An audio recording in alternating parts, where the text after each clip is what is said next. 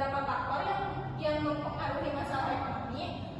Sumber daya yang langka, mulai dari modal sumber daya produksi dan tenaga kerja, keinginan manusia yang tak terbatas dan tidak akan merasa puas. Yang ketiga, penggunaan bahan alternatif sehingga produksi barang lain menjadi terhambat. Contohnya pertumbuhan ekonomi di Indonesia. Selanjutnya ada alasan masalah ekonomi bisa terjadi dan solusinya.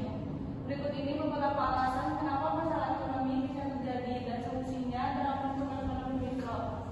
Adanya perubahan iklim yang menyebabkan kegagalan pasar, beberapa produsen harus membuat inovasi pada produk mereka yang sesuai dengan iklim saat ini. Misalnya, memproduksi mobil listrik yang dinilai lebih ramah lingkungan, kemampuan konsumen yang berbeda sehingga diterapkan diskriminasi harga, mulai dari tiket pesawat, ada tiket kelas bisnis dan ekonomi, tiket kereta api, tiket bioskop, hingga harga produk yang berbeda-beda sesuai dengan kualitasnya yang diproduksi oleh produsen yang sama.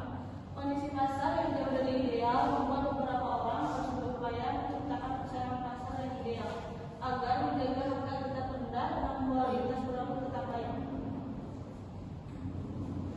Selanjutnya ada sistem pengaturan perekonomian. Sistem pengaturan perekonomian adalah sistem yang digunakan oleh suatu negara untuk mengatur dan mengalokasikan sumber daya, jasa, dan barang dan dimilikinya baik kepada individu maupun organisasi di negara tersebut. Selanjutnya ada fungsi sistem pengaturan ekonomi. Yang pertama ada mendorong produksi.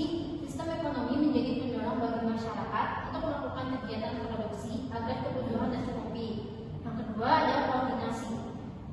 Sistem ekonomi menyediakan mekanisme koordinasi yang memungkinkan individu-individu dalam masyarakat berinteraksi dan bekerja sama dalam kegiatan ekonomi.